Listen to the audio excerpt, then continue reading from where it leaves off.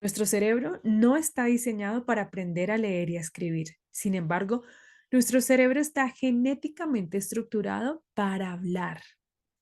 Y sobre el lenguaje hablado, sobre las rutas que se activan para el lenguaje hablado, es como nuestro cerebro adquiere finalmente a través de la instrucción el proceso de lectura y escritura.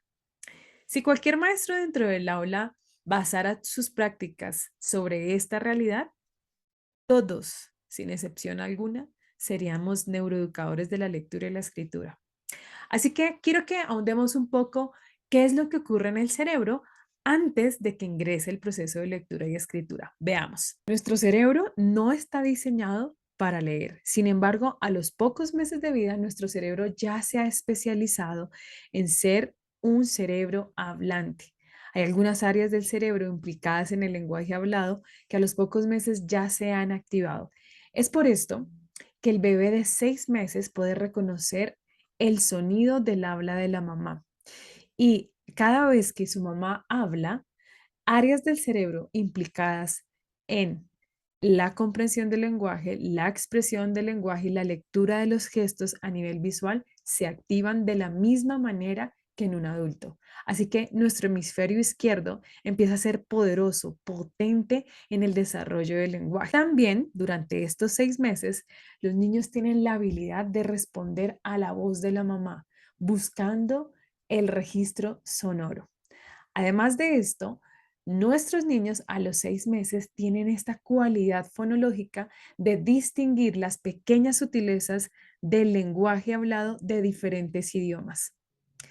Por esto se dice que los niños en esta edad son lingüistas universales, porque pueden reconocer los diferentes idiomas del mundo. Sin embargo, a medida que va pasando el tiempo, este cerebro se va a especializar en reconocer las tonalidades, la musicalidad y el ritmo del lenguaje hablado, el más cercano, es decir, el lenguaje materno. Vamos a ver entonces qué ocurre en ciertas etapas en el desarrollo fonológico inicial de nuestros niños. Lo primero que va a ocurrir es que hacia los 6 meses, ya hablamos un poco sobre esta sensibilidad del lenguaje de la madre, se va especializando. Estas neuronas encargadas de procesar la información del lenguaje en el hemisferio izquierdo se van haciendo cada vez más especialistas en reconocer esa lengua materna. Hacia los 9 meses, nuestros bebés ya son expertos en reconocer las vocales de la lengua materna y habrán tenido el primer acercamiento a unas reglas fonológicas y empiezan a distinguir, por ejemplo, sílabas como ba, da, ma, pa, todo. Tienen la capacidad de hacer esta distinción y de reconocer que cuando en ocasiones se unen dos sonidos diferentes, es porque va a venir una palabra, se va a estructurar una nueva palabra. Empiezan a reconocer esas pequeñas sutilezas también que tienen que ver con la estructura de la palabra hablada. Hacia los 12 meses, ellos ya pueden reconocer en qué momentos de la frase va una palabra, dónde va ubicada la palabra en el mensaje oral que se está entregando. Y esto los hace ser cada vez más cercanos al nivel de comprensión que estamos esperando. Y uno pensaría que un niño de 12 meses no tiene la habilidad de comprender. Sí comprenden porque ya tienen unas pistas fonológicas que les permite determinar cuál es el sentido de aquello que me están diciendo, de aquello que me están entregando. Hasta el mes número 24 podemos decir que nuestro niño es casi un experto de la estructura gramatical del lenguaje hablado. A este punto, nuestro niño tiene la habilidad de reconocer el sentido de las palabras, no solo la ubicación de las palabras. Por ejemplo, con la palabra alto, si yo le digo al niño, haz un alto en el camino, él comprende que alto es una acción, es un verbo, es algo que debe hacer. Pero si yo digo, oh, qué alto es ese árbol, el niño comprende que estoy haciendo una descripción de ese objeto. Y esto le lleva a tener una comprensión cada vez más amplia del lenguaje hablado. Hacia los 3 o 4 años podemos decir que nuestro niño ya es un lingüista experto. ¿Por qué? Porque él tiene la capacidad de organizar su discurso hablado y sus frases cada vez son más elaboradas.